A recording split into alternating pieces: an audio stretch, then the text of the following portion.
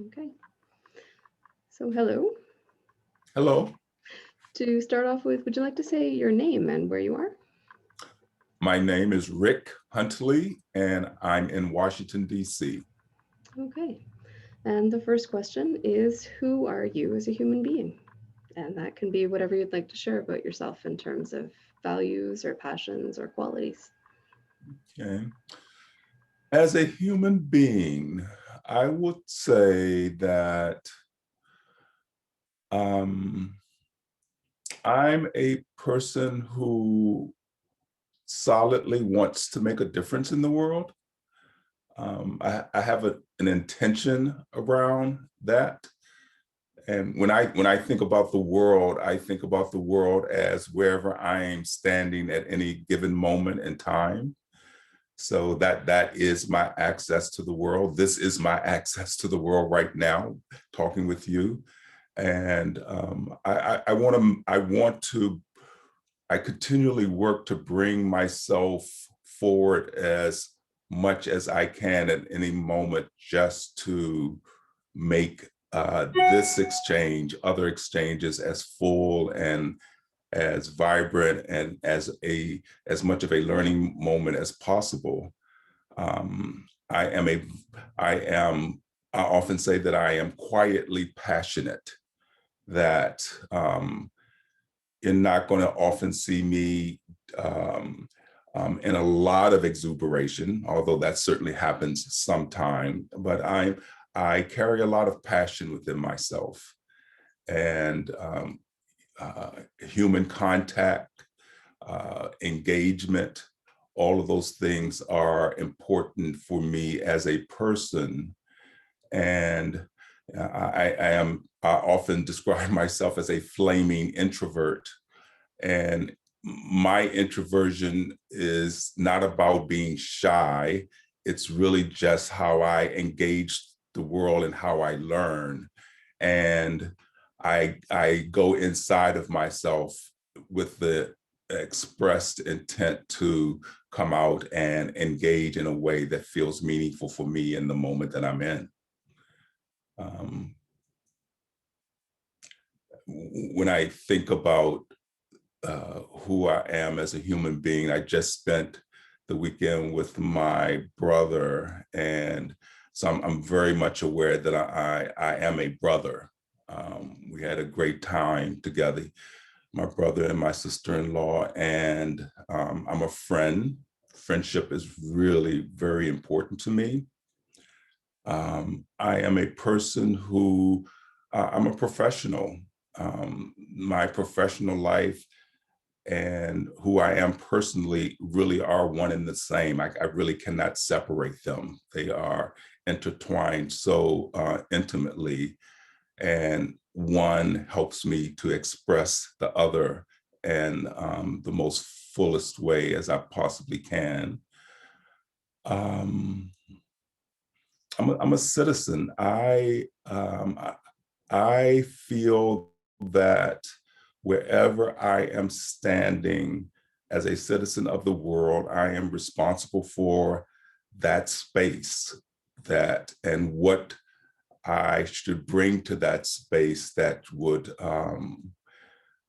going back to my earlier notion of making a difference, making the world, connecting the world, making the world a better place is the way that I think about it. So I think when I link um, who am I as a human being, my value around citizenry is about um, how do I play my role in being responsible around um, uh, cultivating the planet, cultivating us as fellow human beings. Because when I pull back all the layers, I mean, what else is there really? It's interesting. You say making a difference and creating some change. I'm wondering what it is that you tend to change. Hmm, what do I tend to change? I'd say first, I change myself. because the moment that I start to engage you, I come with my belief systems, I come with my values, I come with my way of thinking, and as do you. So as we do that, um, I think that I change. I think that you change. I think the group of us change that are involved in that moment. And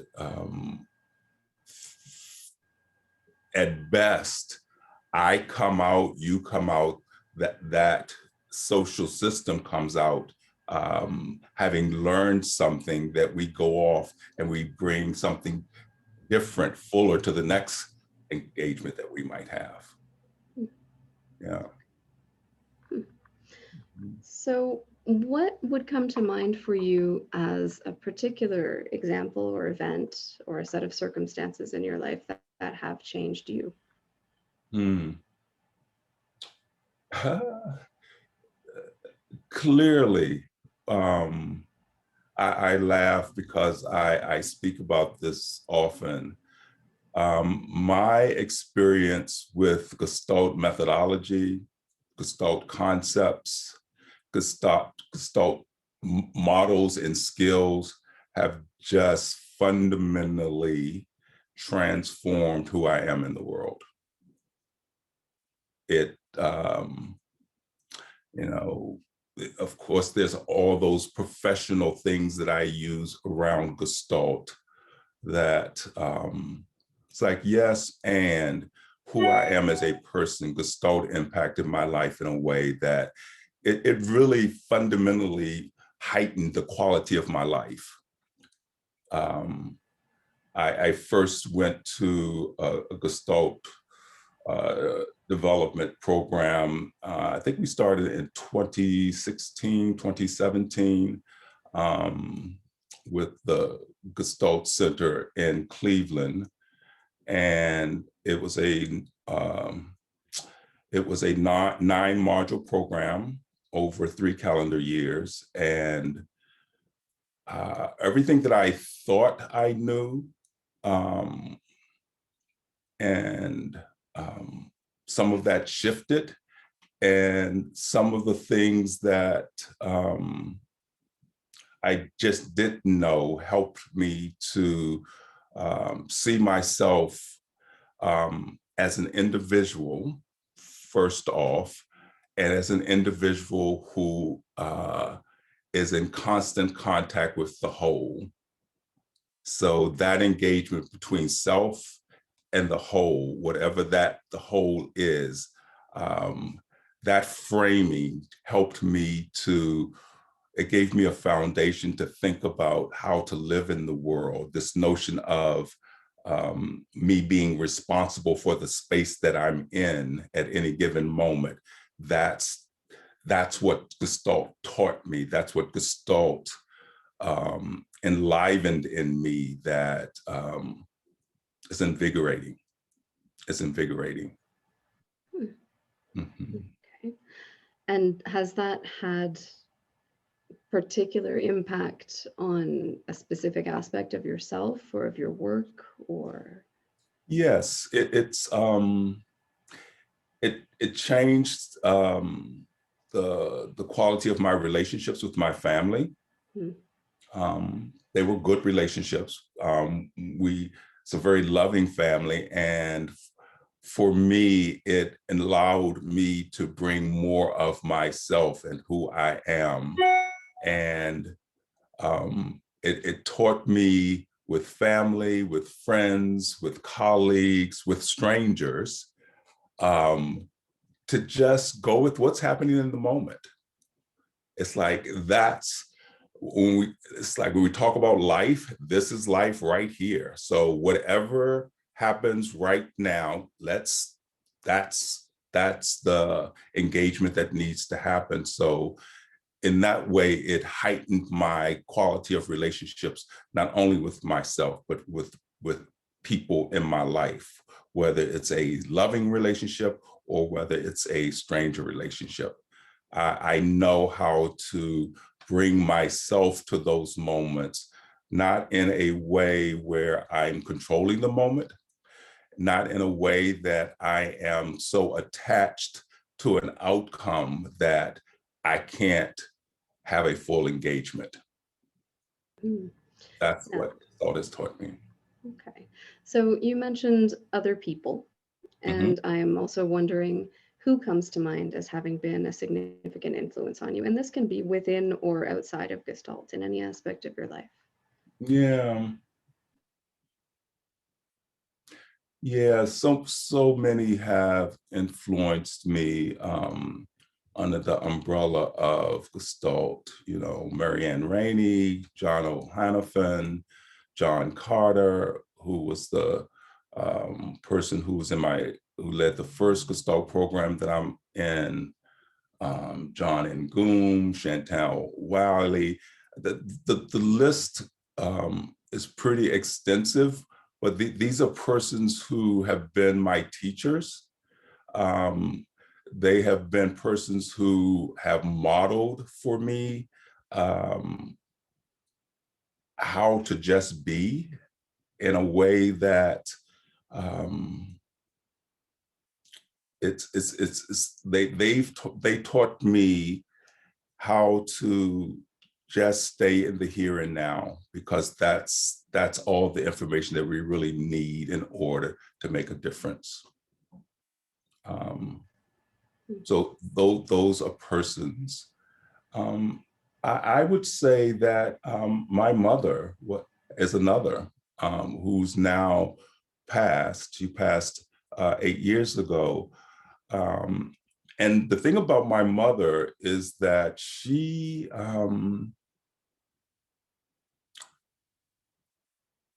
it's like whoever I am today as an adult, when I reflect on my life, it's like in some ways, this is who I've always been. I just learned some things to understand how to manifest it. And my mother always gave me the space to sort of be in my exploratory way in life, in a way that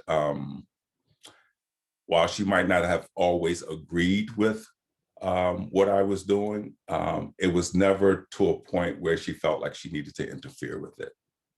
So it Sounds is like a very Gestalt way of mothering. a very Gestalt way of mothering. I agree. I absolutely agree. Hmm. Mhm. Okay. So I'm also wondering about some different aspects of yourself as a person. And one of those is how you experience yourself within your gender or as a man. Please say that again. Yeah, how do you experience or understand yourself within your gender or as a man? Yeah, as a man, that is a never-ending journey for me, Heather. It's a never-ending journey for me. And I came to understand myself as a man. It was a painful experience, I would say. And it was painful because, you know, young boy going into manhood, parents, developed my brothers and I that, we should take responsibility, we should lead our families, etc. And when I think about my family, when I think about my faith community, when I think about my educational systems that I've come through, men were always the persons who were in charge. They were always the persons who were in the leadership roles. And I realized at some point through some very pointed and candid feedback from colleagues, particularly women colleagues, I would say, that that I had taken and internalized those messages in a way that, as a man, that I was supposed to be the one who was in charge in relationship to women, and not in a malicious way. Um, um, I came to realize that my model of leadership was men. And when I got pointed, specific instances of how that was showing up, and I got feedback about it, and I could not deny it because the pattern was pretty clear to me with the feedback. I realized that I needed to do some work around, Rick, what does it mean for you to be a man in the world? And, you know, if I think about my development to this point, spiritually, physically, mentally, just the whole gestalt of me, I would not be here without the support that I've received from women. It just would not have happened. That's where a lot of brilliance I've seen modeled in a way that I've taken that on and helped me to even come to know the feminine that's in me that I work to bring out all the time, because I think that's a powerful part of human engagement. So this notion of who am I as a man is that my intention is to own that I am a man. And one of the ways that I often do that, I will say, as a man, I will name when I'm speaking out of that identity for myself, just in a way to let whomever might be listening that is a piece of my identity that I am aware of. Mm-hmm. The same as I would say when I'm talking from my racial group identity as a Black person, to sort of speak from those identities because they are just as much a part of who I am as all the things that make up my individual self, my personality, and so forth. Okay. So I hope that answers your question. Yeah, no, definitely. I'm also wondering how you're experiencing yourself at this particular point in time in terms of your age and what that is meaning for you. It's a very reflective time. I'm in my 6th decade, and it's an interesting place to be because it's like I realized that, Rick, you don't have forever. So what is it that you want to do? So I am attending to that. And in many ways, and this is really interesting for me, is in some ways I feel like I'm just getting started. I love my life in this 6th decade. I love what I'm doing. I love what I aspire to do. I love the plans that I have. I'm loving life in a way that I sometimes it feels like I'm just getting started. And I have many friends who are in retirement, headed for retirement, and it's not a word that resonates for me at all. Yeah, you don't talk like a retiree. That's not what I'm hearing. Yes. Okay. So another aspect, I guess this is kind of your social self as well, is I'm curious how you experience power and privilege in your life.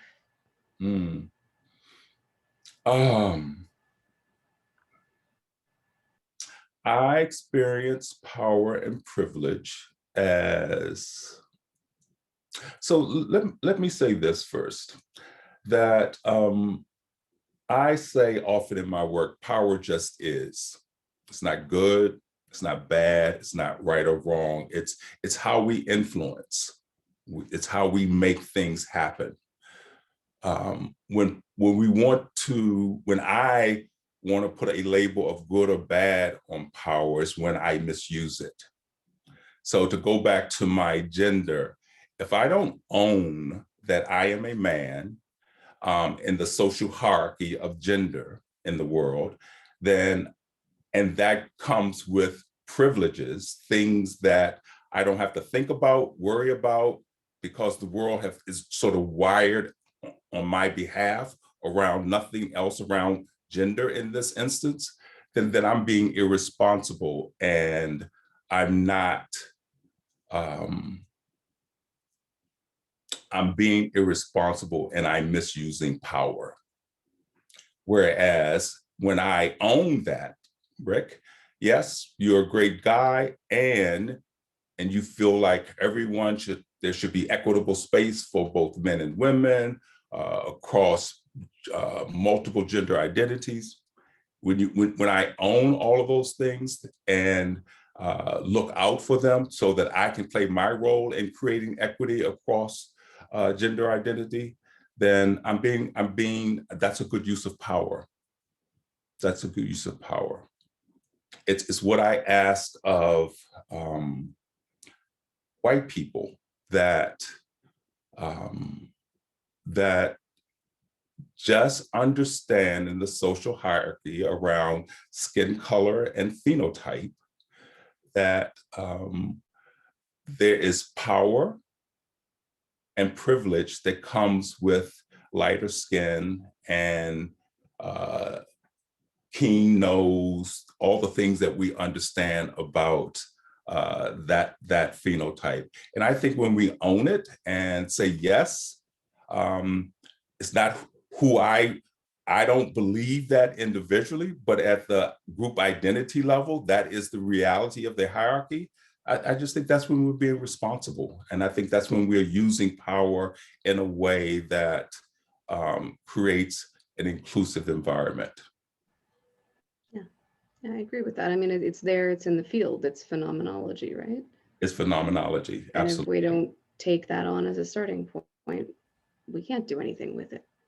Absolutely, yes. Hmm. Okay, so you've told me a bit about how you came into Gestalt. Mhm. I wonder if there's anything else you would say about what has kept you there, what it is that has attracted you to identify as a Gestaltist, I guess. Yeah. Before Gestalt, I was consulting, I was facilitating, I was coaching, I was doing all of those things. Um, but I was doing it based on the textbook, Hmm. is the way that I would describe it. And I had clients, but when I look at my tenure with clients before Gestalt and my tenure with clients after I learned Gestalt, um, my clientele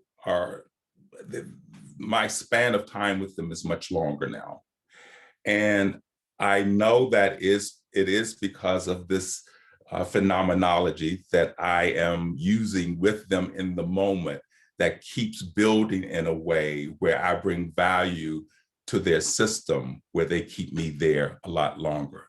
So that's one huge difference that I've noticed, that I have a longer stay with my clients. Um, and um, this is something that I got from John Carter that's just in my bones now. And I say it to my students, and I practice it in my work. Gestalt, what keeps me there is that I don't work harder than my client. I do not work harder than my client. Before Gestalt, I was working much harder than my clients.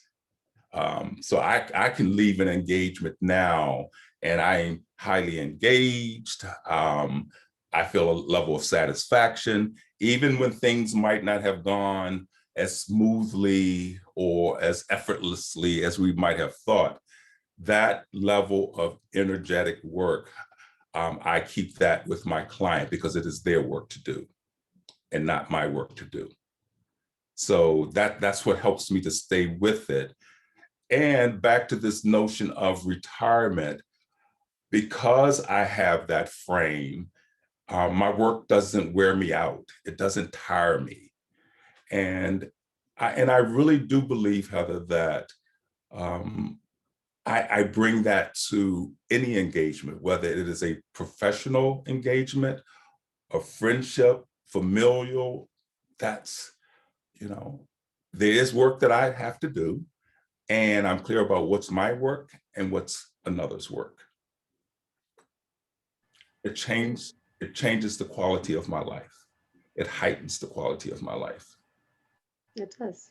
And I think in a way, it also allows the other person to enrich the engagement. If you're Yes, not taking on all the responsibility. that's right. That's right. Hmm. We all get to learn. Yeah. Mhm. Yeah. So, do you feel like you were part of a Gestalt community? Does that phrase mean anything to you? Oh, yes. Oh, Mhm. yes, absolutely. I am a part of a Gestalt community. Um, um, I mentioned the program that I went through in Cleveland at the Gestalt Center. I have subsequently gone through another program, the International Gestalt Organization Learning and Development Program that John O'Hanifin and Marianne Rainey are the co-founders of. And I am a part of the faculty there. I'm a part of the broader Alumni Association of Gestalt.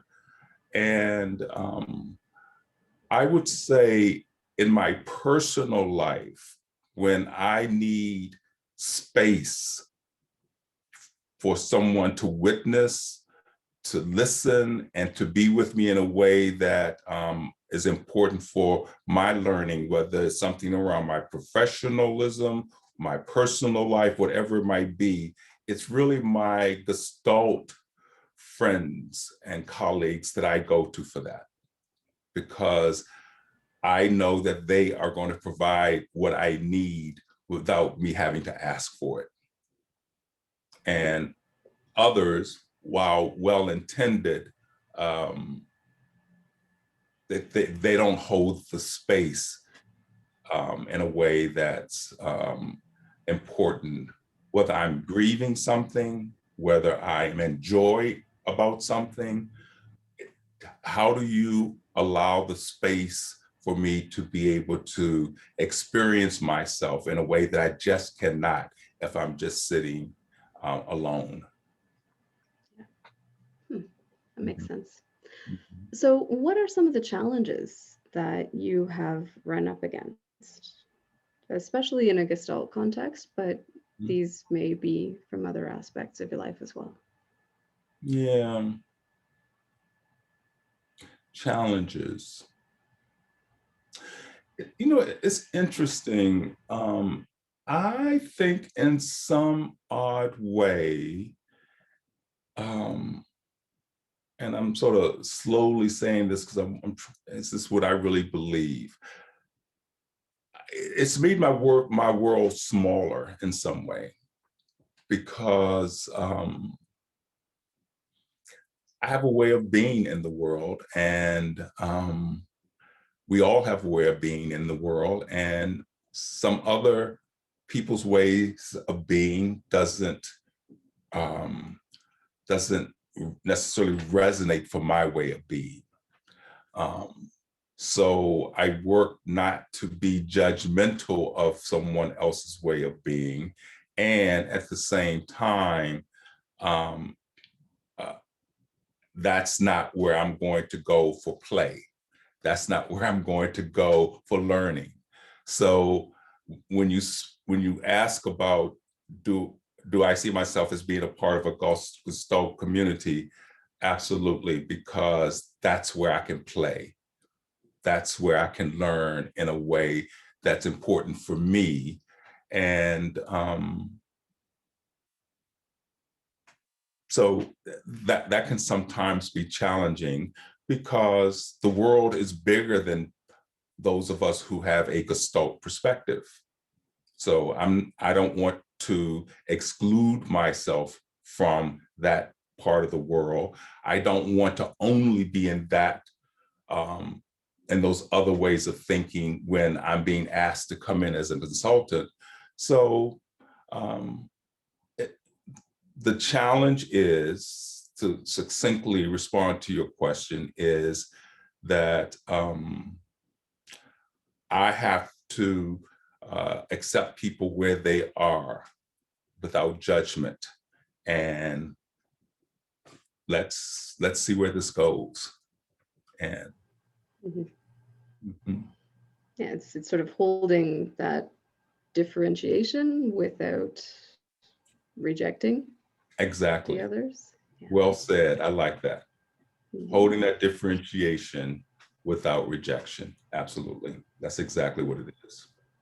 Thank Okay. you for that. See, learning. Yeah, I'm just reminded of clients who, after divorce later in life, they try to start dating again. And I'm just like, you're actually an adult now. You're more yourself. You can't just meet anyone and That's have right. so much in common like you did when you were 15. That's right.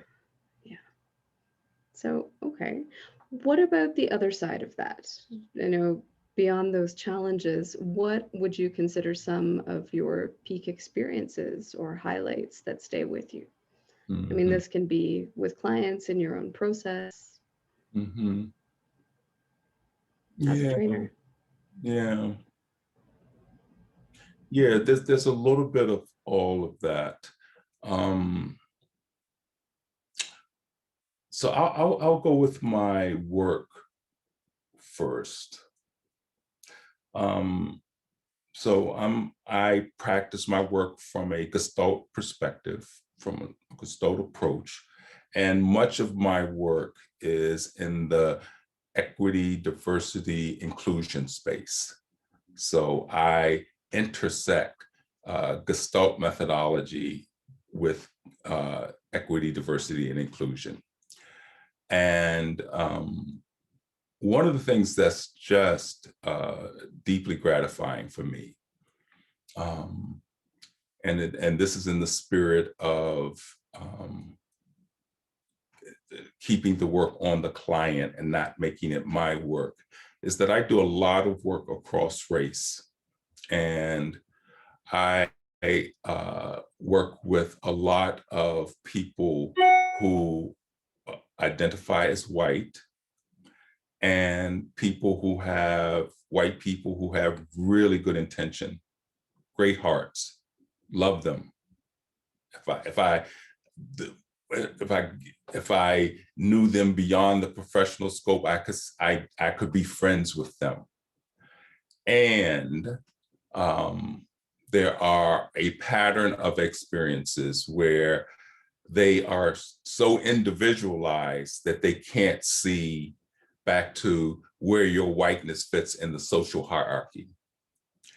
And when I engage through my gestaltness, um, those those dynamics, that way of thinking, and I engage them without judgment, without any interpretation. I just stay with the process that we're in over 3 days, over 5 days, over a few years, where I see white people in particular get to in a way where, to use the cliche, their aha moment, or when they get to, oh my God, they get to see, yes, I am an individual, and there's something around group level white identity at the top of the social hierarchy that I have not been paying attention to, that I need to pay attention to. For me, that is um,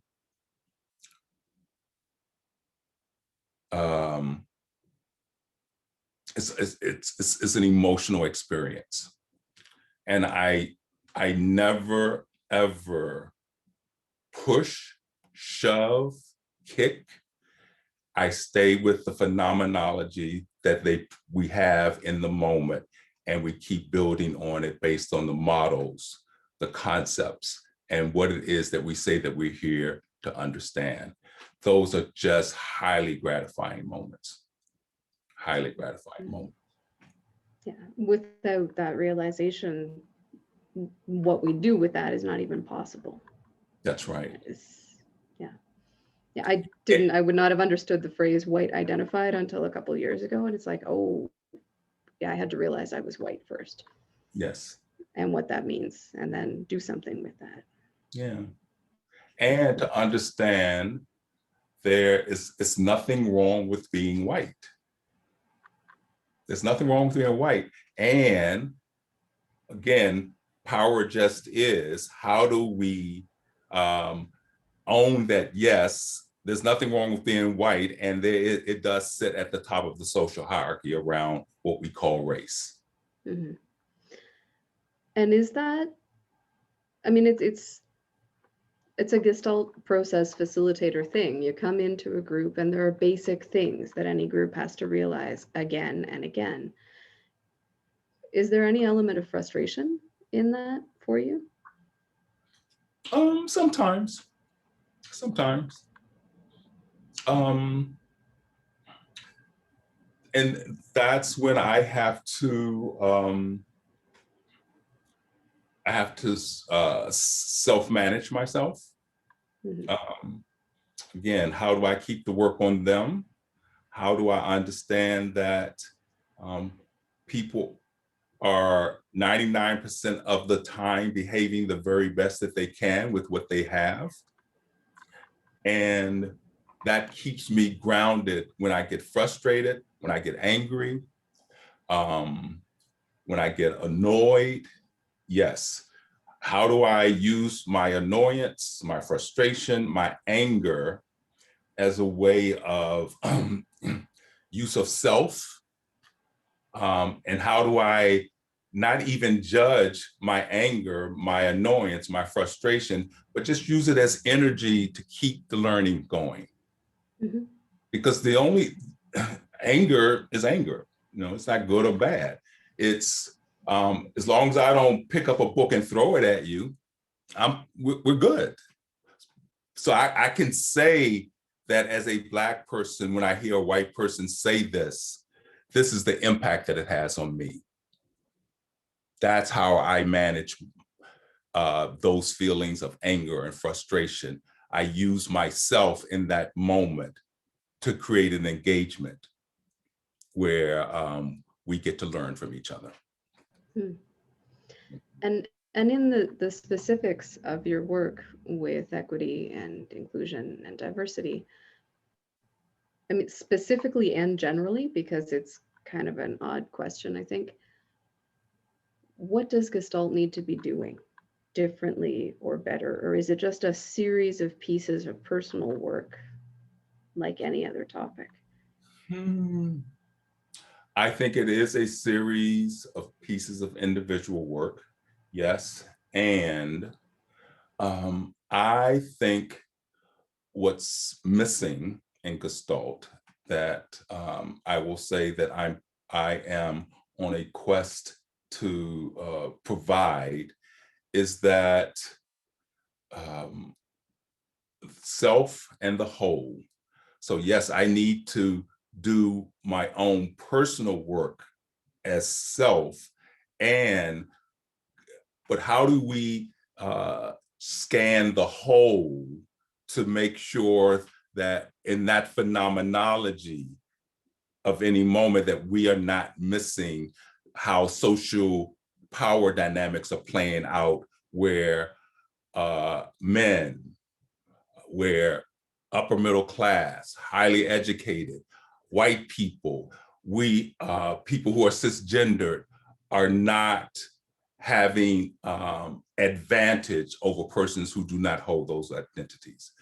I think we must be able to scan the landscape to be able to work those dynamics as well, as opposed to just saying that we're all individuals and we all have good intention, because that's not enough. No, it's a series of decisions to center certain voices. Absolutely. And center certain voices in a way where people learn from that in a way that they come to understand, as you asked me earlier, what does it mean to be a man? That we are all asking, what does it mean to be white? What does it mean to be a man? What does it mean to be, et cetera, whatever it might be? Mhm. Because again, back to not working harder than the client, that we want you to go off and do that for yourself in your multiple identity groups, and where those identity groups sits in the social hierarchy of power, so that I don't have to do it as a Black person with a white person. Yeah. That's not my work to do. Yeah. So I'm wondering, you said something which I'd never heard phrased or broken down quite like that. You said when you were, angry or whatever, and then you said when you were in joy, not Mm-hmm. like enjoying. When you said when you were in joy, and I'm wondering what it is, because I don't know if it's something deliberate. I can take this out if you don't want to speak about it. But I'm wondering, as a person, what it is, what other things in your life give you joy outside this kind of connection and this kind of work? Yeah. Um, I don't have children. Mhm. Um, but I have a godson. I have nieces and nephews um, who give me joy. They just give me joy because of the historical relationship that I've had with them, where um, I get to be Uncle Rick. And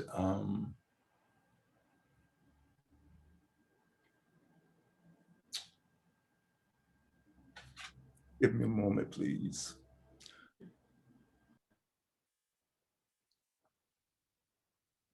And I'm sure this is no different than any parent, but because I'm not a parent, because uh, when I hear my niece, when I hear my godson, any one of my nephews who might say, Rick, um, when you said to me 20 years ago, 10 years ago, how that has helped me, it doesn't get any better than that. Mm. Or they are repeating something that, and when Rick said, um, that's in joy for me. That is being in joy for me. Mm. And I say in joy because it's something that I'm like, it's a thing that I'm just stepping into that encompasses every fiber of my being. And I love, Heather, that I know joy. I I, really liked the way you said that. That's why I came back. I was like, I want to know more about that. yeah, I love that I know joy. I know sadness, I know grief, Mhm. and I know joy. I know it. And I am not um, uh, being naive to think that I am going to live all of my life in joy. But one of the things that Gestalt teaches me is I know how to get back to it. I always know how to get back to it. Mhm.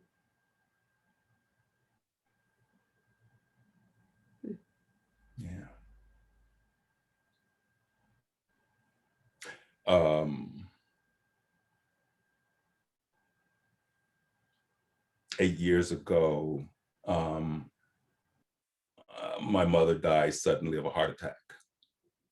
Um, and my two brothers and I were just in deep grief, as you might imagine.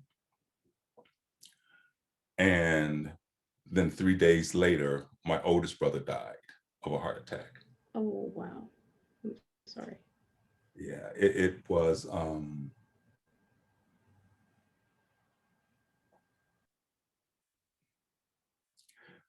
in some ways, I think I cursed God in that moment. It's like, what the F is this? Who does this happen to? And interestingly enough, you know, throughout my life, I go in and out of doing journals, and sometimes I'm doing them, sometimes I'm not. This was 2012, and in January of 2012, for some reason, something sparked it, but I don't remember what.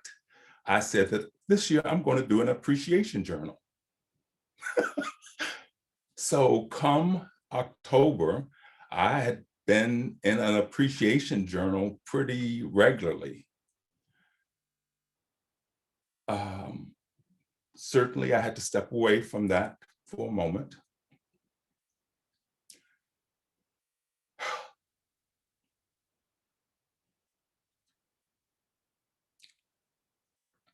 And when I came back to it, probably December, it gave me a frame, even in my grief, that helped me to understand. And these two people I had been enjoying. And yes, grieve, Rick. I am still grieving today.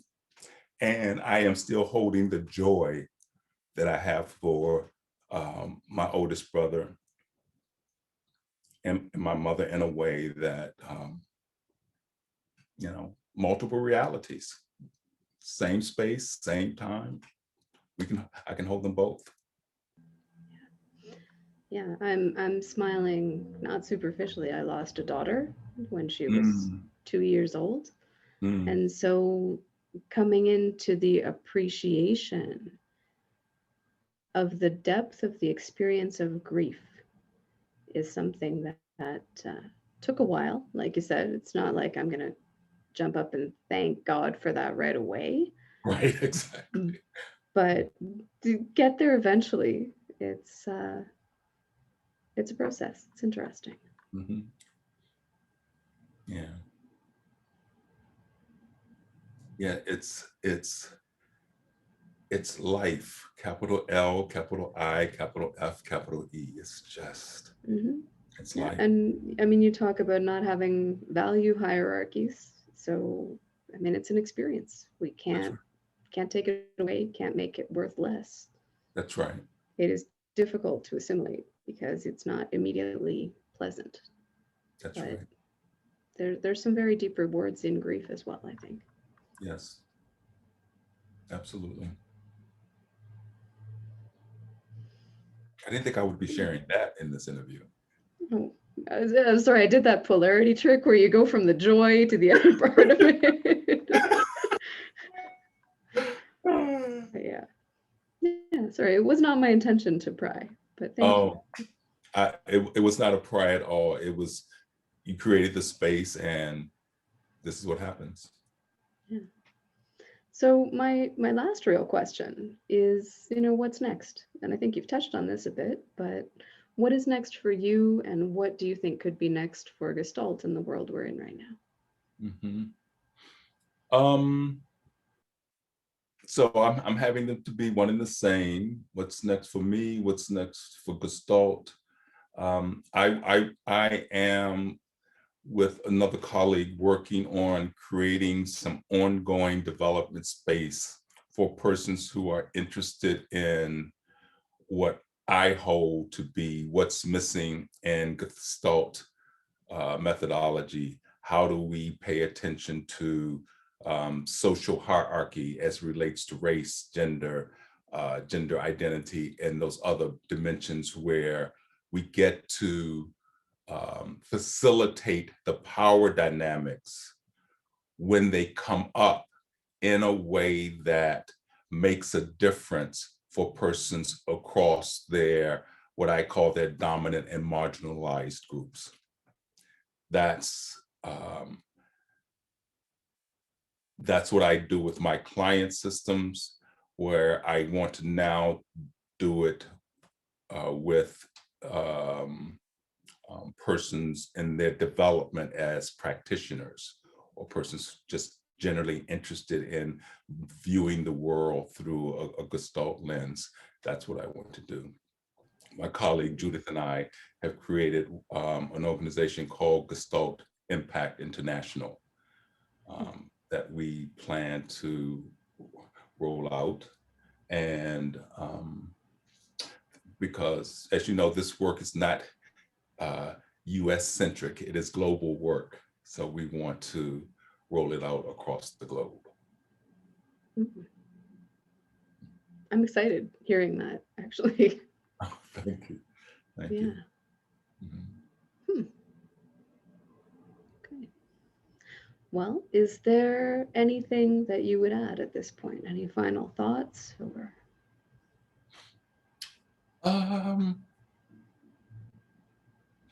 Well, I want to say thank you because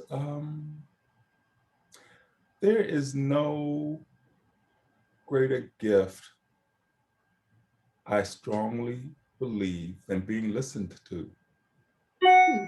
Um,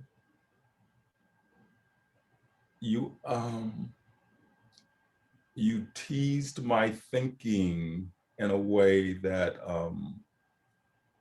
I'm appreciating this space and what the feelings that I've had, the thinking that I've had, just the whole of it.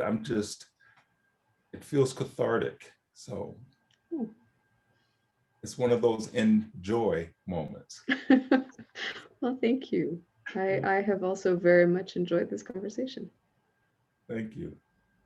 Thanks for the Very, invitation. very nice to meet you. It's wonderful meeting you. I hope we get to do this again sometime. I hope so. So we'll leave this one here for now. Okay. Yes.